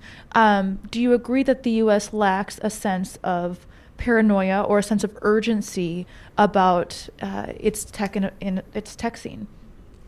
I think I generally agree with that, but I think it's starting to sort of change. I mean, I think there's great awareness. I can't count the number of events now that happen in Washington alone on, China's innovation ambitions and Made in China 2025 and what is our response to it. There's a lot more awareness now than there has been in the past 5 to 10 years. And I think there's a lot more appreciation for the trend lines as well. The U.S. is declining when it comes to federal R&D spend. The U.S. is declining in comparison to China and other countries in terms of patents. Our education system, our immigration system, the trend lines are not looking good. And I think that there's greater awareness of that now. I think increasing awareness of it on Capitol Hill for sure. Some awareness as well within the administration who started the AI Commission, as well as some other initiatives in the sort of lab to market space. And certainly in the business community, there is awareness of it, which is why the Business Roundtable has launched a new initiative on innovation, looking at what are the right components of a national innovation agenda. Industry is now funding 60% of all R&D dollars in the economy. Even when you look at basic research, I think it was somebody on the panel, or actually maybe it was a senator who said, the government is supposed to take on these risky basic research projects. Well, if you look at basic research funding, actually, I think industry spends twice as much, or maybe even more than twice as much as the government on basic research. So these are trends that need to be reversed, and I think there's greater awareness of it now, and hopefully we'll do something about it. Could you talk a little bit more about the private sector's perspective on what they feel is needed for a national innovation strategy? I know that I'm really curious about the kind of conversations that you're having and how they could be different because they're drawing upon different geographical locations in the U.S. versus, Sure. For example, and I'll give you a small example. I was having a conversation with two employees from Google and Facebook that were just, I don't even know their positions. They couldn't believe that a lot of my reporting focused on, as a tech policy journalist, focused on China. So I'm just interested, and you just made that comment that that is definitely where people have their eyes in our circles. So I'm just kind of wondering what some of the conversations in the private sector are like as far as what they see is needed for a national innovation strategy. So when I was looking at the report that the Atlantic Council just released, I was really sort of enthusiastic and glad to see that one of the key recommendations is the need for a strategic long-term whole-of-government approach to innovation. And when you look at all of the countries that are succeeding in innovation, when you look at how the U.S. itself became the leader in innovation, it was through strategic long-term whole-of-government planning. So during the Cold War, we developed a plan, and we were paranoid, and we implemented that plan. China, Germany, others looked at the success of the U.S. approach to innovation and said, okay, we need to develop our own plan, and so they did. And as our focus as a country and as a government has diminished on that strategy, on that long-term plan, their focus has increased, their resources have increased, and they've stayed sort of consistently focused on innovation and implementing that plan. So it's not new. I mean, we need to do that, right? So that's one thing that I think generally the business community is coming around. Another thing is let's remove the roadblocks to innovation, right? We talked about why is mobile payments in China, why is AI being deployed faster in China than it is in the United States? I'm not sure that is entirely true, but let's just assume it is true. It's because the regulatory environment there is fundamentally different from the kind of regulatory environment we have here. I'm not saying that companies, tech companies should never be regulated. I'm not getting into that conversation. But we need to look at our regulatory frameworks and figure out how can we design them for rapid change? How can we design them for continued innovation? And so some of the more soft law approaches to regulating emerging technologies is probably the approach we want to take. Test beds with a regulatory sandbox around it so that businesses can test out new products, understand the impact on users, make adjustments, but not have to worry about excessive litigation at the same time. There are states that are trying this. In fact, UK, other countries are experimenting with this. And then in terms of the sort of inequity in innovation, I think that's something a lot of organizations, particularly in Washington, have been focused on inclusive innovation. How do we make sure that we pursue innovation in a way that shares the benefits broadly? That is another area where we need to focus. And it's not necessarily, I think people often think, well, that's more about redistribution. It's not necessarily about innovation. But that's not how business leaders are thinking about it. They're thinking the more diverse our workforce, the more people we can tap into, the more innovative we can become, the better ideas we have, the more dynamic workforce we have. So the more competitive we are as a country, it's directly linked to innovative outcomes. So those are the, 3 or 4 things that I think are top of mind. The data shows that diversity impacts bottom lines. So, but that's also interesting about this regulatory sandbox idea because if the data that we have from the report shows that China is 11-fold times ahead of the U.S. in fintech. Fintech industry is definitely calling for something of a regulatory sandbox here in the U.S. So, Sharon, are we not paranoid enough? So let me divide that into 2 parts. I think a lot of paranoia tends to be self-generated and exaggerated. The idea, when people talk about a Sputnik moment, well, okay, historically, when we look back at Sputnik, in the fall of 1957 and the fall of 1958, we now know that a lot of it was exaggerated. The Soviet Union was not far ahead of the United States. They were moderately ahead in thruster technology. We were already developing satellites. But that paranoia was a great generator of reorganizing the national security, science, and technology base, of increasing science money, of increasing R&D money in the United States. So paranoia is not a bad thing, even if the fear is exaggerated. But the second part is we're simply in a very different situation now. The R&D dollars that started flowing into into American sort of research and development post Sputnik. In the early 1960s, when DARPA started funding computer science departments across the United States, there was nothing else to compete with. So if we look at artificial intelligence now, it's actually very hard now for the government and R&D dollars to compete with what's going on in the private sector. So to look back, at the 1980s, another example of a great paranoid exaggeration. The DARPA director went to Japan to basically scare Congress into funding a $1 billion artificial intelligence initiative called the Strategic Computing Initiative. In later interviews, he absolutely admitted, no, Japan wasn't that far ahead, but it was a wonderful way to mobilize support within Congress. Otherwise, we weren't going to get this $1 billion initiative.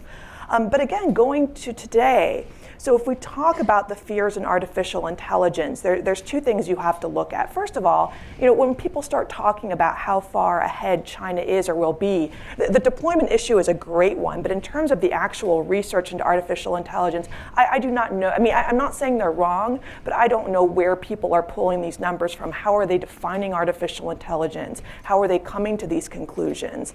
But the second part of that is, okay, it's still, again, like I said before, paranoia can be a good thing if it mobilizes a sector.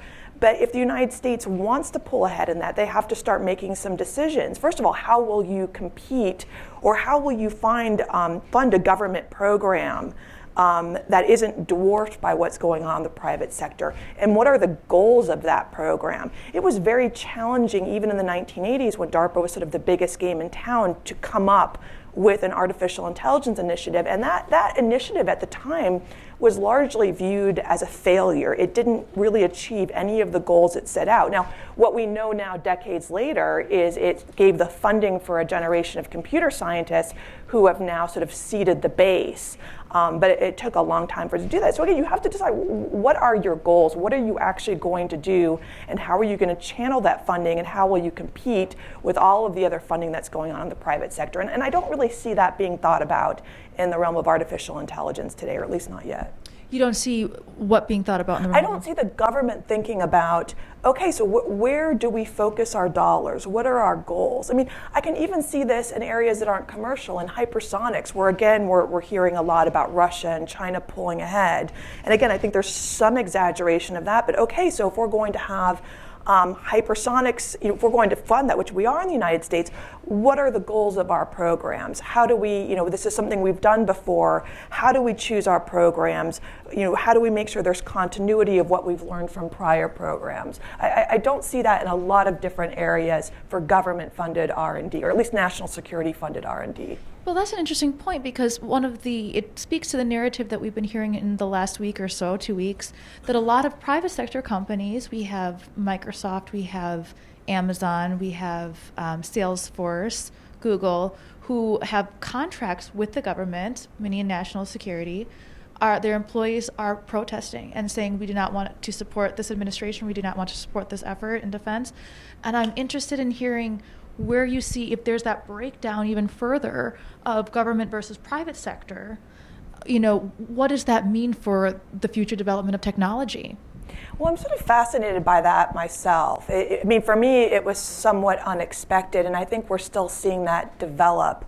With basically employees of Amazon and Google protesting DoD contracts.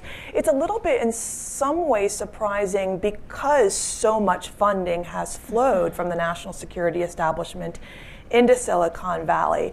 And so now to see the protest on the applications, I have to admit, I'm not a good prognosticator.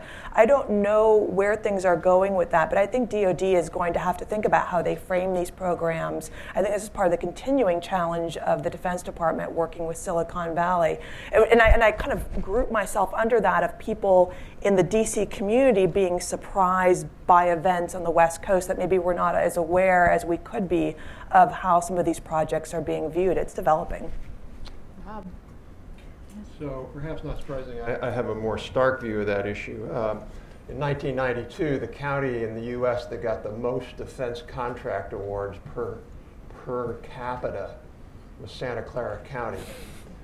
So here are all these tech employees who are basically living off of that seed corn, and now they've decided that they are going to make a decision about what our national security posture and strategy should be. The last I looked, it's down the street that makes that decision, and if you don't like it, you vote for different members of Congress. I actually find it really appalling that tech employees would think that they know better, that they know that the U.S. government shouldn't be developing certain technologies. If you don't like that, quit the company. I really find that very, very troubling that these tech company employees would say, we don't think the government should be using AI or whatever like that. You don't get to, you get to make that decision by leaving the company. And so I find that extremely troubling. That never has happened in our history before. We've always had a partnership where technology companies and engineers and others have worked collectively to support the national interest and our national security. I find it really sort of troubling, and maybe you should just have California be a separate country, and good luck with defending yourself. Can I just add on to this? I think that's a very specific and narrow example, right? Where I believe it was Google, had a contract with the Defense Department to leverage AI for targeted drone strikes to discern between sort of human versus or age or whatever, facial recognition kind of stuff, and that is a unique example that I think really made the workforce feel, like this is an application of a technology that could potentially be lethal, even though they were using it for other purposes. It was actually to do more targeted, eliminate sort of the risk of prevent civilian death. Yes, exactly. Good, thank you. And in fact, in a lot of other cases, I think working with the government actually helps a business. So, for example, in cybersecurity, I think in the cybersecurity industry, if you have a government contract or you're working with DoD or DHS or other parts of the IC on implementing their security, it's like a badge of approval. It's a gold star. You use that as a way to market your product to other firms. So, in some ways, working with the government is something that I think companies in Silicon Valley really, take pride in. Also the semiconductor industry, that's another example where, companies that are developing really advanced semiconductors for government applications, they're proud to tout that work in many cases. So I don't know that the Google example is the best example and we should apply it to, all of the tech industry in California is, anti-government at this point. I think that's one specific example. It's interesting. I remember after the election speaking to a couple policy representatives from larger tech companies that found that they found at that point their biggest challenge was trying to work with their employees who were upset about certain different issues and trying to make sure that the company was listening to their employees, but also again, looking out for the direction of the company and where they need to be investing as well. So. All right, so let's see here. This was, as you said, Sharon, this might have surprised a lot of people that this was coming up.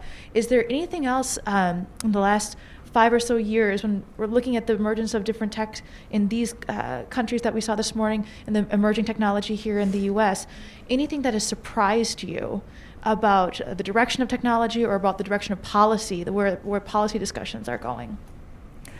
I don't want to dominate too much on the artificial intelligence issue, but I do think I'm continuously surprised that the AI has become the immediate issue of the past few years. Because, of course, it's not that there was some tremendous breakthrough that sparked this discussion. It's been a continuous evolution of science and technology. And that's why to go back, I find the Amazon and Google protest, even though I personally may disagree with these employees, just because I find that so much of national security funding has gone in to the underlying technologies, I don't think you can, people have free will. If they wish to pressure the companies they work for to not participate in these programs, that's their right. And these companies these companies are also making strategic decisions. If it was a small enough number of people, they could simply fire them or ignore them. But these companies are also in a position of being in the market. They have to attract talent, and they're clearly concerned about it. So even though I may personally disagree with the views of these employees, that's the marketplace. But do you think that the employees really, the fact that you just stated that so much U.S. defense research and development budget from years and decades past has gone into, for example, Google, who received NSF funding, do you think that that is top of mind for these employers? Is that just something that is not, they don't recognize because they don't live in Washington? They may not recognize it. I think that they have, like many of us, they have political views. They believe in them, and they don't, they may not be aware of it, but I don't even think if they were aware of it, that would suddenly change their thinking. During the Vietnam War period, we saw a real break between the Defense Department and academia that bridges are still being rebuilt in that. So I would not take lightly the concerns of people in Silicon Valley. We may disagree or agree with them, but I don't know, but if this really is part of an emerging trend, it's something that the national security community needs to cope with, because clearly, we have an interest in having those connections with Silicon Valley. Any suggestions, Rob, for next steps in this situation? Well, I want to relate it to a broader question, which is this, I think, interesting debate. Maybe debate's too strong a word, but Denise sort of said that we're sort of paranoid, and we're kind of moving towards being more paranoid, and therefore it's motivating us. And I agree with that. But I don't think we're anywhere near there. In fact, I could see as we're moving in two directions. On the one hand, we're sort of partly because of reports like this, where more and more elites are getting a better understanding that there is geotech competition, and we need to win this if we want to have our country as recognizable as America has continued to be. We have to win it. But at the same time, there's another argument that's going on, which I would argue is even more powerful, which is we have to do everything possible to hamstring, in a kind of Gulliver's travel way, these tech giants. And you can't have both of those. I think that's, to me, what I see as most troubling. You see an amazing now both convergence on the right and the left that says these companies are too big, they're too powerful, we have to break them up. Boston Globe just had a whole thing on breaking up Google, but it's constant. It's, Qualcomm's too big, Amazon's too big, Google's too big, Microsoft's too big. So you have this kind of set of attacks at the companies who, and not just them, but all of sort of major technology and advanced industry companies. So we have attacks on antitrust. We have attacks on privacy. So the idea that we would want to emulate Europe on the GDPR, that is a good strategy if you want to not win in the AI and data economy, because that's really what Europe has decided to do. They've decided to take themselves out of that race by putting such onerous restrictions on the use of data. And yet there's this big now push, let's emulate Europe and get a GDPR. That, I would argue, is completely counter to this point of we're in geotech competition and we have to win. Denise alluded to regulatory sandboxes. Why is it that we've to some extent fallen behind on drones? Because other countries just decided we're going to have a kind of open, experimental drone regulatory system to really drive drone development. We haven't done that. We've done it a little bit. FinTech is the same way. We've done a little bit of regulatory sandbox. So, and then on top of that, you have this sort of widespread view now that AI is going to be really bad. We have to regulate AI. Robots are going to take all our jobs. We've got to slow that down. And when you have elites like Bill Gates and Robert Schiller from Yale say that we should tax robots, all of this narrative about sort of limiting and holding back innovation in the U.S. is completely counter to us winning geotech competition. And I don't think we've gotten paranoid enough, because we're still having this other debate. People don't understand that if you do all these things, you're going to really, really limit and slow down innovation and our tech competitiveness, or they just don't care. I think it's probably more the latter. Well, as Denise said, if 60% of R&D in the U.S. is coming from private sector, and if private sector is diverting resources to compliance with regulation, that would seem like a mathematical inevitability that fewer dollars are going into researching the next AI, or fewer dollars are going into. Absolutely. All of these regulations, I'm not saying all regulations, but some of these regulations that applied in this way that are sort of ham-handed do two things. One is they raise costs. I know we haven't looked at it in a few years, but when we looked at it last, U.S. companies were spending more on tort defense and law than they were on R&D. You don't see that problem in China. And the second thing it does, it just makes it harder for companies. I mean, you look at 5G, we're having this debate in the country where, gee, should we let local governments charge an arm and a leg like Montgomery County wants to do to deploy 5G? Nobody else in the world is thinking this way. I guarantee you, I was just in Milan, and Milan is doing everything possible to be the 5G leader in Europe, as we heard from Stockholm, as we heard from. Nobody else is thinking, let's see how much money we can extract from the wireless carriers. So I really think in a lot of ways we've got to come up with a much more sort of focused and almost aggressive way of saying, we're going to do everything possible within bounds to drive innovation for success for the country. Would you have any other suggestions, Denise, about bridging that bubble, that gap between Silicon Valley and DC? Yeah, I think that there are creative ways of doing that. I'm just thinking back to the time when I was at DARPA and the various organizations that we would work with on research projects, and and it would be framed in certain ways to appeal to certain communities and things like that. All, of course, in an honest and open, transparent way. But anyway, it's a challenge. It is a challenge. And then you have added on top of that, so many universities, especially in computer science and other hard science fields, they have foreign nationals in these programs as researchers. So it becomes even more difficult for DoD, for other parts of the intelligence community to work with those universities when so much of the PhD student body is foreign. So those are all challenges. I'm not sure that they're going to get any better. So maybe it's time for a task force to look into that. I don't know. But going back to the conversation, what Rob was saying about how we can position ourselves as a country to be more competitive in the innovation race. I think one thing that we're not paying enough attention to is looking at how other countries are now innovating and what is unique about their approach, and what are some lessons learned that maybe we can adapt for our own. So take, for example, Germany. So we're always talking about China versus the United States, US versus China. Well, Germany actually performs very well on innovation by a number of measures.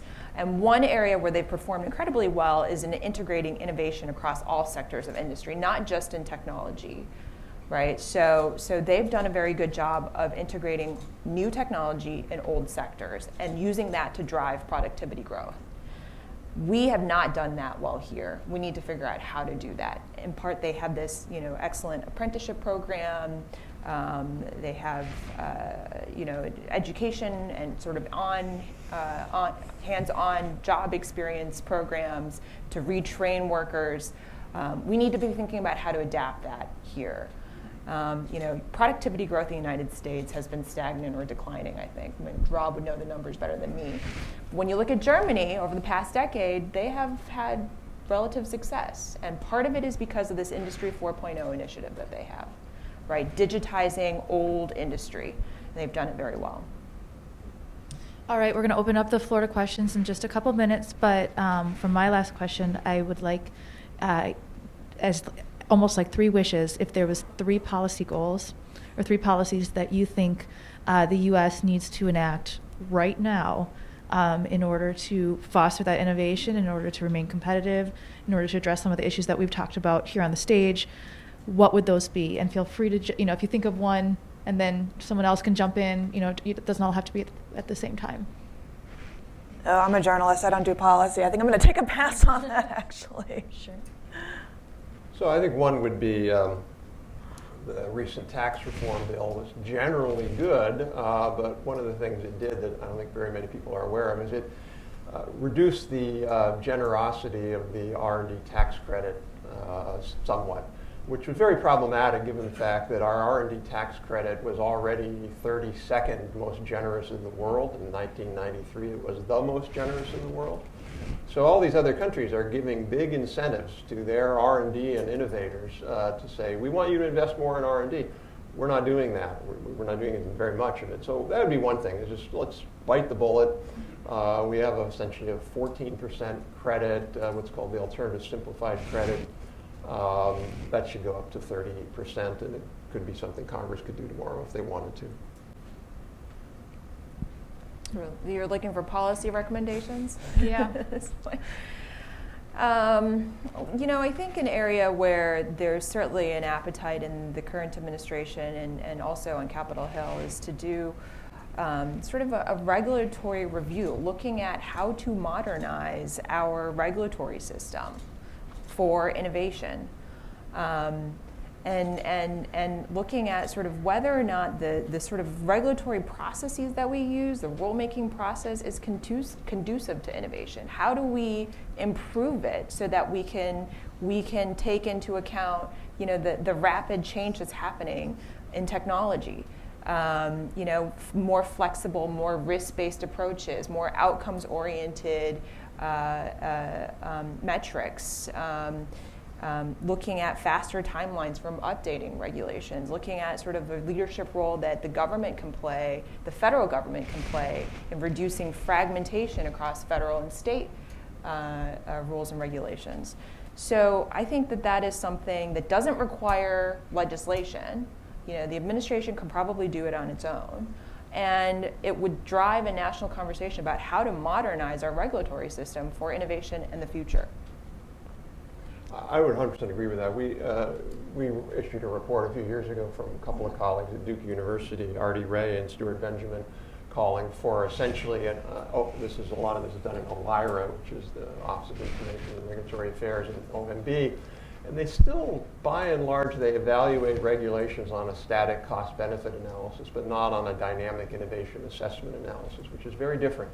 And we've called for that, and I couldn't agree more with Denise. I think that would be a very easy step to take for any administration, really, to begin to start looking at everything we're doing, not just from is it going to cost more or less, but what's the effect in a dynamic, longer-term sense on innovation in the U.S. And I have one more, which is related. So when you look at countries that have been very successful in innovation, one thing that they have, and I think Israel's a good example of this. Israel, tiny country, right? I think roughly the size of New York City, but punches way above its weight in terms of innovation. I think they're the top spender in innovation in terms of R&D as a percentage of GDP. One thing that they're very good at is ensuring high mobility of high-tech talent between industry, government, and academia. In previous jobs, I met with so many Israeli officials, and you ask them, what's your background? And they just came from industry, or they just came from academia, or they were the research head of some university before that. And there's this constant movement of really smart, talented people with great ideas between government, industry, and academia. And we have that to some degree here, but it's in pockets of the government. We probably need more of that. So one thing to consider is how to create sort of an exchange program almost between some of the regulatory bodies, particularly those that have a role in regulating high-tech or emerging technologies like FDA, EPA, and others, and having more of an exchange program where industry can send some of their experts to those regulatory agencies, and vice versa, or with academia to improve understanding of business models, of the technology, of the life cycle of products, and shorten some of the timelines in terms of developing policy. So you asked for three. So my third one would be a quick one, would be a commercial for a bill that Senator Todd Young and Chris Coons, Marco Rubio, and Jeff Merkley, sort of the very diverse ideological spectrum, if you will, in the Senate, have introduced. And I'm afraid I'm blanking on the name of the bill, but it's a bill that would require the administration to establish for the first time a national competitiveness strategy as it's aligned to and related to national security. We've never done that before, and frankly, I don't know if we need to be able to do that. And so this is a really, to me, excellent bill, super easy to do. Congress should pass it this year. The administration should get on with implementing it. All right, thank you so much. Let's take audience questions. We'll start up here with you, sir. Okay, we do have a microphone coming too. Thank you so much. Thank you, panel. My name is Adam Shu from Voice of America. I'm a technology reporter for the Mandarin Service. There's been talks in Trump administration about imposing restrictions on foreign investment in U.S. tech industries. I'm wondering what's your take on that? Do you think how you think that's going to play out, and if that's a good idea?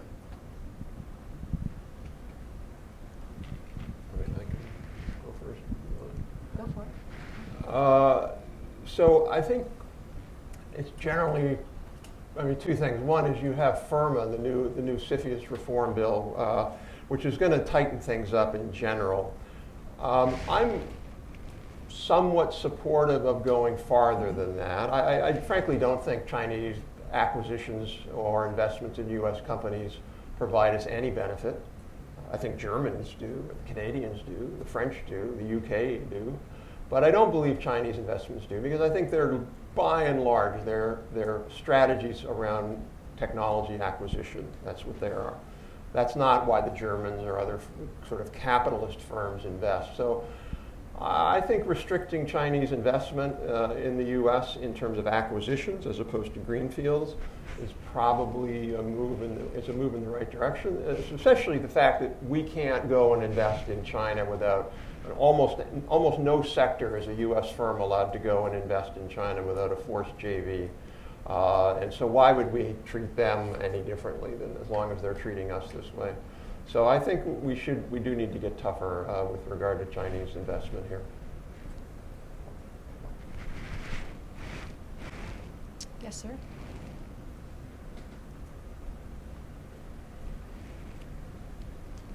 Excellent panel. George Nicholson with the Global Special Operations Forces Foundation. A couple of years ago, Senator John McCain, the Senate Armed Services Committee, had a series of hearings about what needs to be changed in the acquisition process. 4 different panels, they brought people, but Michelle Flournoy, who at that time, previously the Undersecretary of Defense for Policy, said the biggest concern that she has that we have in the Pentagon is the tyranny of consensus to get anything done. How it has to go through the do loop. Is it also part of this, the tyranny of compliance? And then General Mattis has also said recently the concern about this zero defects mentality. If we create a climate where you will not fail, the impact that it has on industry. You look at Thomas Edison, how many times did he fail with the light bulb? That we've created that climate, both for program managers and the government, that you can't have a failure or you'll be dismissed.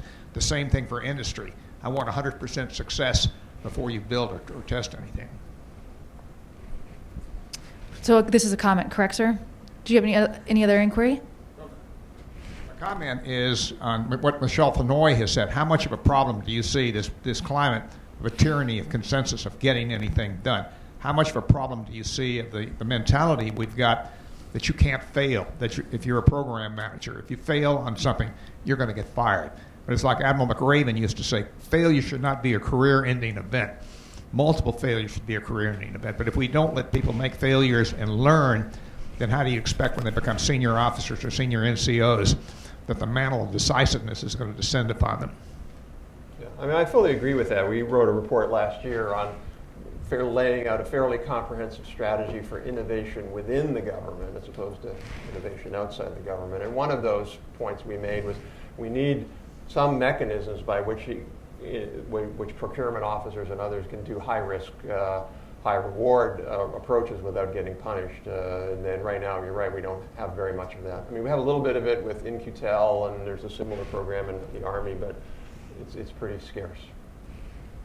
I think DARPA is a great example of that, right? So I think it's more than 80% of DARPA programs actually fail, and that's completely acceptable. In fact, it just means that your project was ambitious, and quite frankly, you put forward your best effort. I think there's a high degree of risk tolerance at DARPA that probably is not replicated in other parts of DoD, but certainly there. I don't know if that's been your experience. Oh, absolutely. Although there's definitely a shift toward emphasizing transition to military partners. I mean, that always goes up and down in waves with DARPA. Are we transitioning enough? Are we not transitioning enough? And I think it's okay to have that. I don't think there's any absolute answer to that. It's probably good that the agency does go through these evolutions. But yeah, I think one of the most successful things about DARPA is exactly that it has a tolerance for failure, that's your career, that is not a black mark upon you. Now, it's also good to learn from those failures, and that's sometimes a challenge at DARPA, but that you have to have a place that does that. I think that mentality should be, sort of imported a little bit in other government, other places. Yes. The gentleman in the red tie.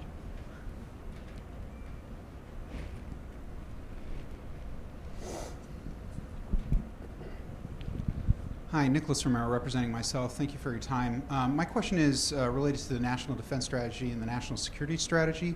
And the discussion in town is about the return of great power competition. And I just want to get back to the question you asked regarding Silicon Valley. Do you think that is the sense of Silicon Valley right now that they recognize the return of great power competition? Is that well acculturated in Silicon Valley? Do they understand what the implications of great power competition are?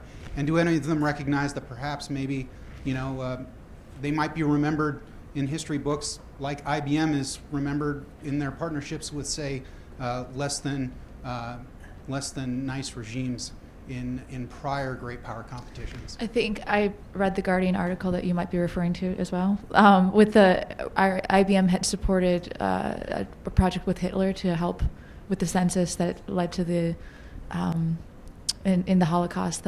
Not only that, but I mean, say Coca-Cola ran a spin-off company and they sold Fanta in Germany during World War II. But in other cases, companies hedge their bets and they try and balance their relationships with governments. And I'm wondering if Silicon Valley, if you get a sense that people, Googlers, for instance, on the ground, recognize what great power competition is and the all-encompassing nature of it.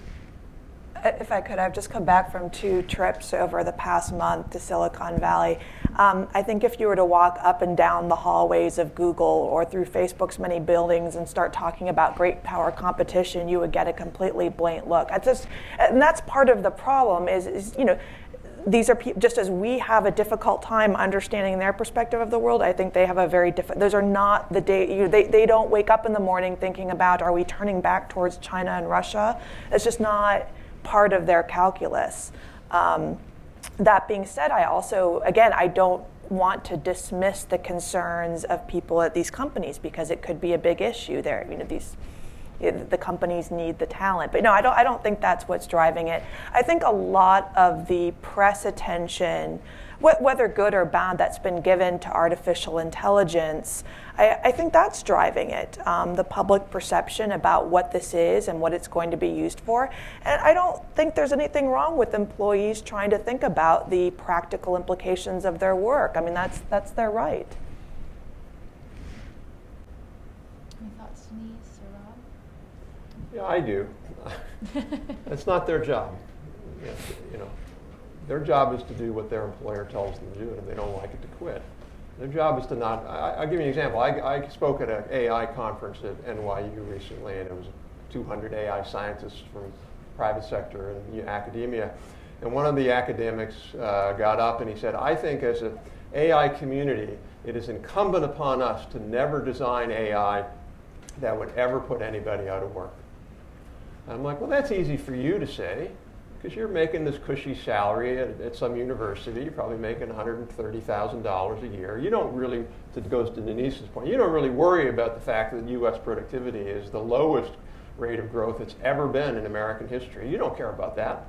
But if you're working and you're making $40,000 a year and your kids could be making 70 if we can raise productivity, that's a big deal. And so I do think that we have to be careful with engineers and scientists sort of imposing their own worldview on the rest of us. Again, if you don't want to work for a company, quit. But ultimately, it's up to the managers of a company to decide what they do. It's not up to the employees, in my view. And I would also add, I think these people, frankly, aren't being very patriotic. I'll just be blunt about it. I mean, there is great power competition, and to ignore it, I think, is to put your head in the sand. We have great power competition, and I don't know where it's going to lead. I don't know whether it's going to go to a real war or whatever. But the idea that somehow the Russians and the Chinese are not our adversaries in great power competition, to me, is you're not really understanding the world. And so, therefore, if you are a U.S. resident or a U.S. citizen working for a U.S. company, your job is to be on the side of the United States. If I could for 1 second. So I think every person in this room who has ever worked anywhere has tried to influence through their work whether their company, their government agency is going. Again, I may disagree personally with the Google or Facebook person who says, but to say that they're unpatriotic, that they view how their work should be used differently than we do, does not make them patriotic. I don't think their views should be dismissed. I think it's an opportunity for dialogue between Silicon Valley and whether it's the national security institutions or government. But to say someone is unpatriotic because they care about the implications of their work I simply don't agree with that.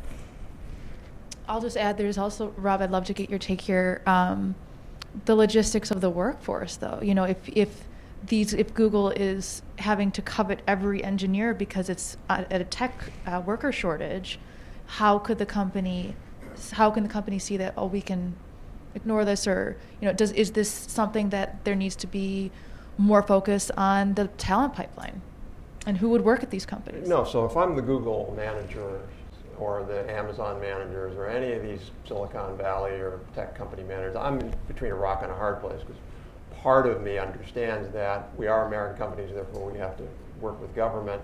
By not doing that, they alienate elected officials in Washington, which is already happening, and make it harder for them to achieve. That's the other thing these employees don't understand.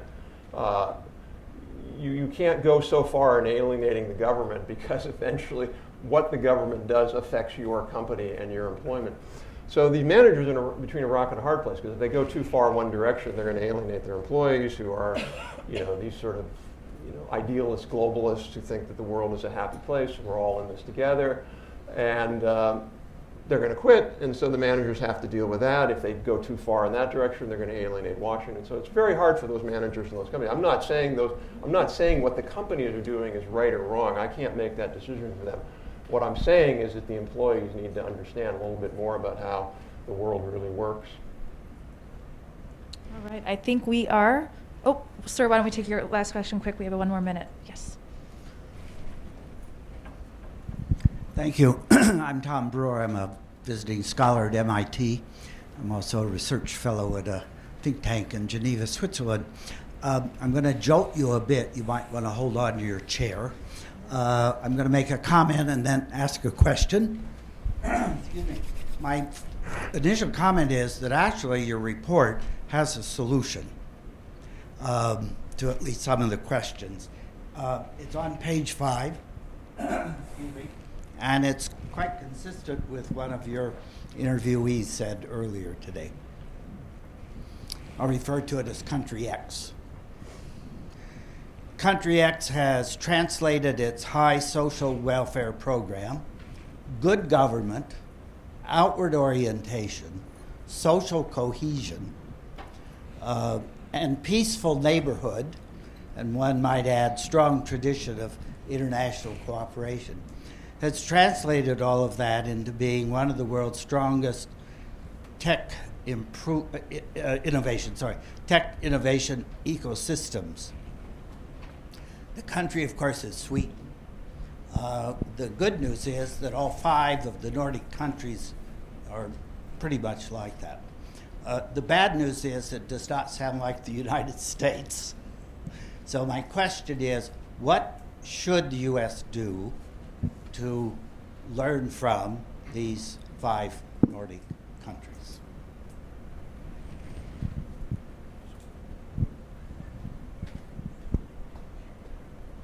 Well, look, there's a lot we can learn from. Basically, what these are essentially these are sort of socioeconomic recipes, and I think one of the problems with the U.S. is we have this view in our mind that there's only one way to bake the innovation cake. We have that recipe, and any recipe that diverges from our recipe is designed to fail. And clearly that's just not true. There's multiple recipes, depending upon the nature of the country, and they can work.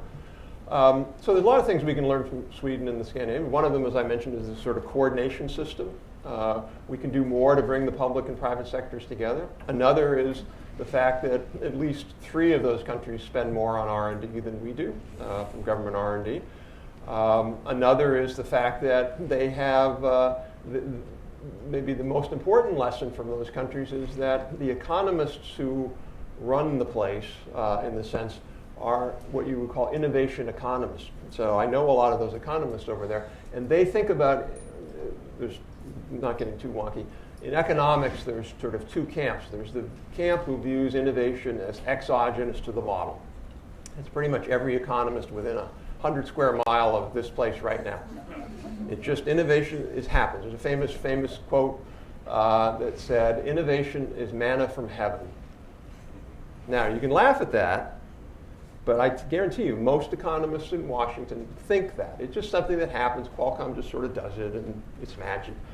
The economists in the Nordic countries think that innovation is a complex adaptive system where government and the public sector and private sector have to interact together, and you can make it harder or easier. You can accelerate it or slow it down. And they just constantly think about how do we do that. And that's why I thought what was most interesting to me about the colleague or the woman from Sweden, she's in the Prime Minister's office. There's an innovation council that the Prime Minister chairs. We don't have that. At best, we could have kind of an OSTP thing, but we don't even have an OSTP director. So I think there's a lot we can learn. Are we going to be exactly like them? No, absolutely not. But the idea that we can't learn from other countries, just like they can learn from us, I think is a really important lesson. By the way, going back to the report, I think that's one of the valuable things about this report is this note that there's all these recipes. All these other countries are learning from each other and learning from us. It's time for us to begin to do, I think, a little bit more of that. All right. Well, thank you all. I'm sorry. We will be around, but we do need to cut it off. So.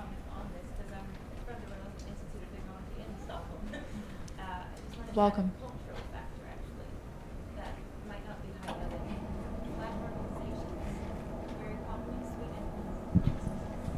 Sorry, taking up time. I just wanted to add the cultural factor.